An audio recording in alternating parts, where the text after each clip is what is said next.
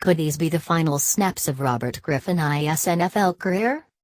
The NFL career of Robert Griffin III is on life support, and the next 2 weeks will be a prolonged pulling of the plug.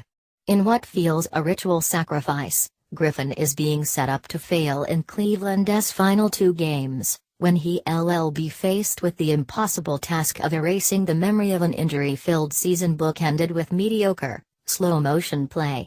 Cleveland will almost certainly part ways with Griffin in the offseason, saying they tried everything they could remember when they gave him those final 2 games to save himself.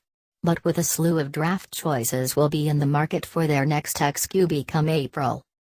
Griffin, who will turn 27 in February, will again be a free agent, and rather than asking which team will take a flyer on the oft-injured college star, a new question will emerge: who is actually going to want to sign Robert Griffin III?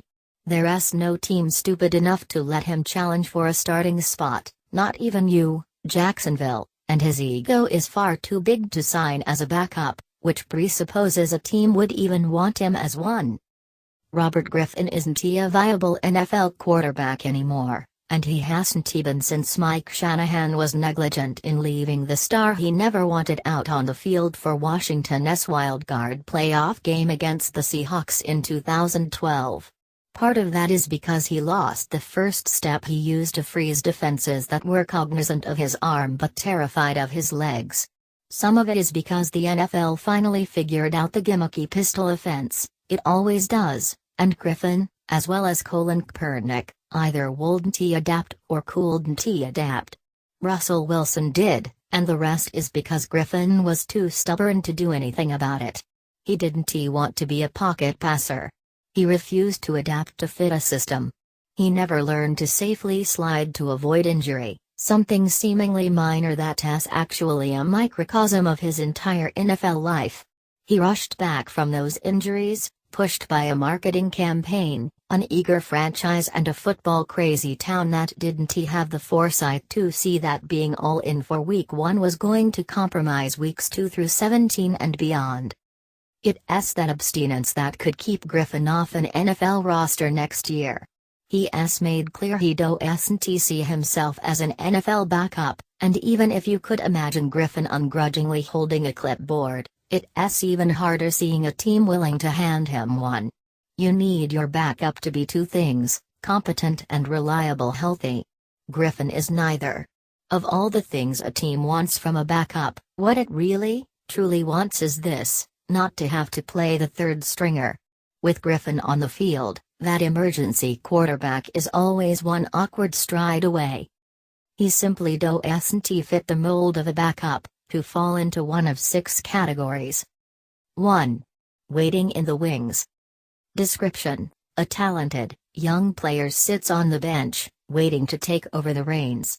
Examples: Jared Goff, Aaron Rodgers, Steve Young, Jimmy Garoppolo. 2. The most popular man in town.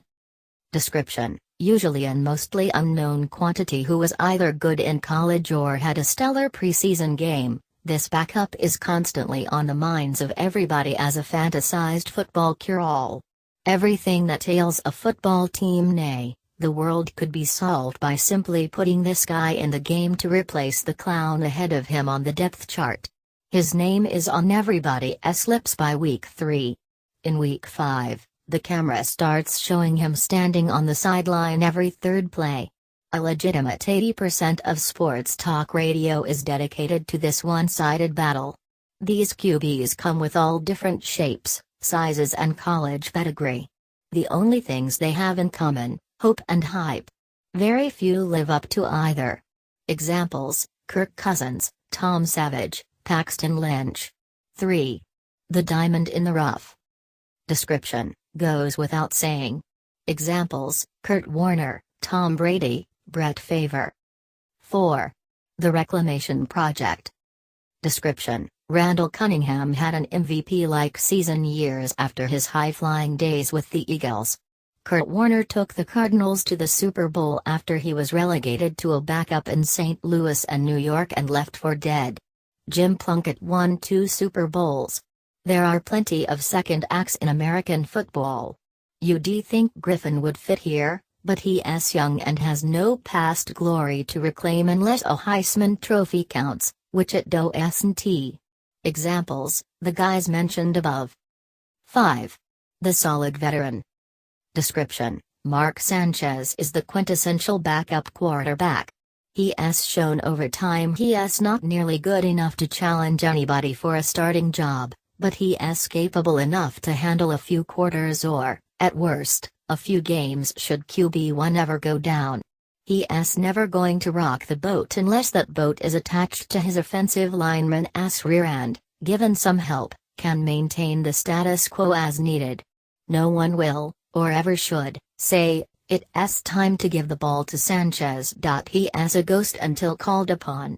Unless you re-grooming the next Rodgers, the solid veteran is who you want. You never need to think about playing him. You never want to play him. But when he needs to, at least you're not going to have Dan Orlovsky back there.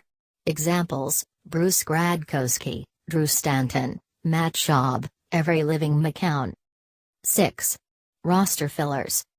Pray they never take the field and that a solid veteran hits the market next year. Examples: Ryan Mallett, Ryan Nassib, Brett Hundley, Scott Tolson, Trevone Boykin. There's a disconnect between what Griffin is, a roster filler with a .520 record over the past 4 years, and what he believes he is, an NFL starter. Had he been willing to change or adapt, he might have a place in the NFL. He still has time to swallow his pride and take a budget backup contract in the hopes of eventually getting back to a starting gig one day. Teams are too desperate and enamored of talent not to at least kick the tires. But like another famous Heisman Trophy quarterback who bounced around after early success, Griffin has been neither willing nor able to do the things required to turn around his NFL career. But hey, at least Tim Tebow had a playoff win.